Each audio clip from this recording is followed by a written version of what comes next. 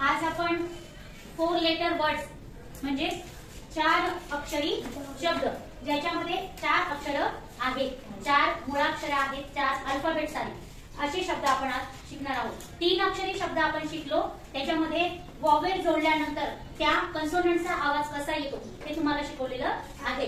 आता या तुमच्या एक गोष्ट लक्षात आली असेल की पहिले याच्यामध्ये सगळ्यात पहिले काय आलेलं आहे, कन्सोनंट, आणि त्याच्यानंतर वॉवेल, आणि त्याच्यानंतर काय आहे, कन्सोनंट, आणि त्याच्यानंतरचं पण शेवटी कन्सोनंट आहे। म्हणजे या 2 कन्सोनंट मध्ये वॉवेल नाही आहे का, ते नाही। मग त्या वेळेला काय करायचं हे आपण या तासामध्ये बघणार आहोत। बघा, पहिले बी ला जर ए जोडलं तर काय होतं, बॅ, हे झालं बॅ। आता त्याला यन जोडल्यावर काय झालं, बॅनो। एक गोष्ट लक्षात ठेवायची, ज्या वेळेला 2 कन्सोनंट मध्ये वॉवेल नसेल तर पहिलं जे कन्सोनंट आहे ते अर्ध लिहायचं, त्याला आपण जोड अक्षर देखील म्हणतो, ओके नाही। मग हे जोड अक्षर आता इथे तयार होते, त्याला काय जोडणार आहे आपण, डी। मग काय शब्द झाला, बँडो, ओके।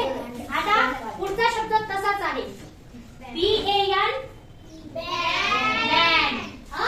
आता हे न मी आता सांगितल्याप्रमाणे याच्या शेजारी पण के आलेला आहे, बँक।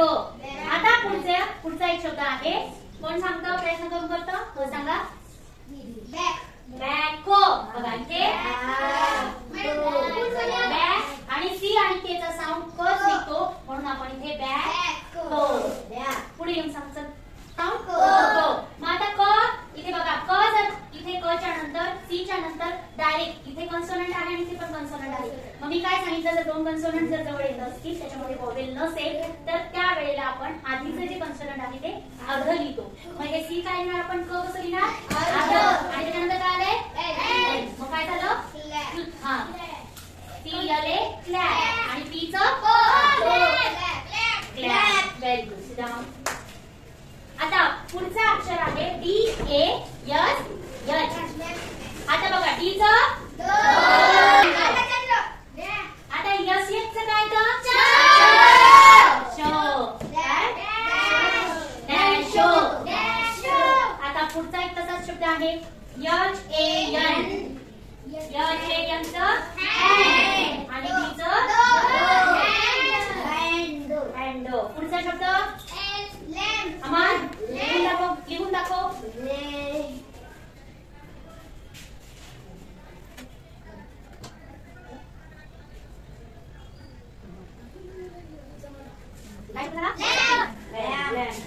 आता पुढचं कोण लिहून दाखवतं हा शब्द, चला।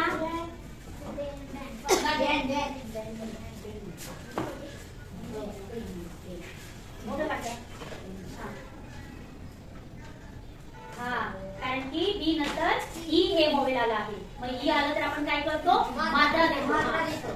काय शब्द झाला, बघा मी आता सांगितलं, आपण शिकलेलो आहोत, जर कन्सोनंट नंतर ई जर आलं तर आपण आधीच्या कन्सोनंटला काय लावतो, मात्रा लावतो। काय लावतो, म्हणून BTND, बेड। चला पुढचं कोण लिहितं, बघा सांगा, डी चं त्याच्यावर ई साठी, आणि यस चं, आणि के चं,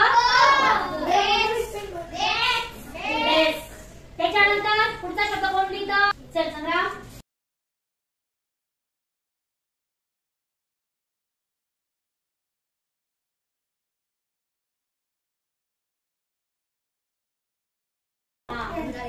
चला जी चं आय साठी,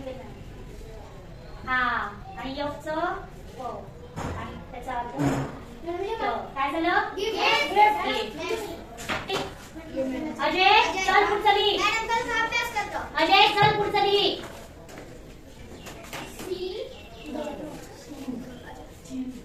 व्हेरी गुड, सिंगिंग नाही लवकर, ये लवकर।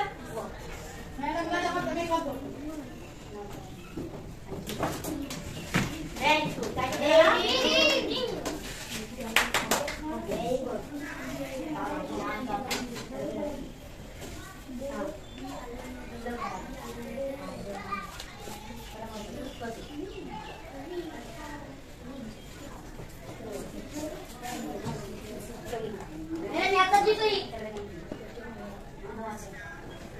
काय शब्द झाला रे?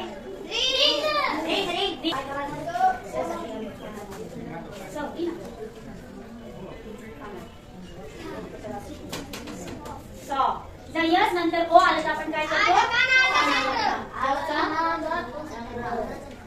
आणि तिचं काय शब्द झाला?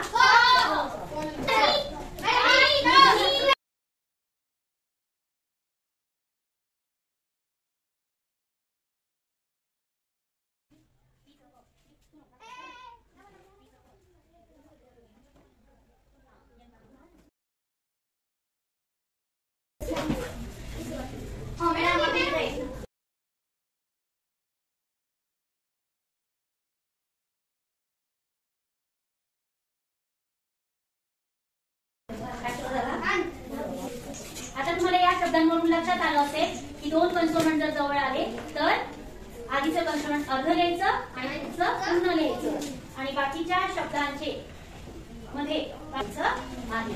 कळालं तुम्हाला? 4 अक्षरी शब्द 4 लेटर वर्ड्स कशा पद्धतीने लिहायचे ते कळालं का?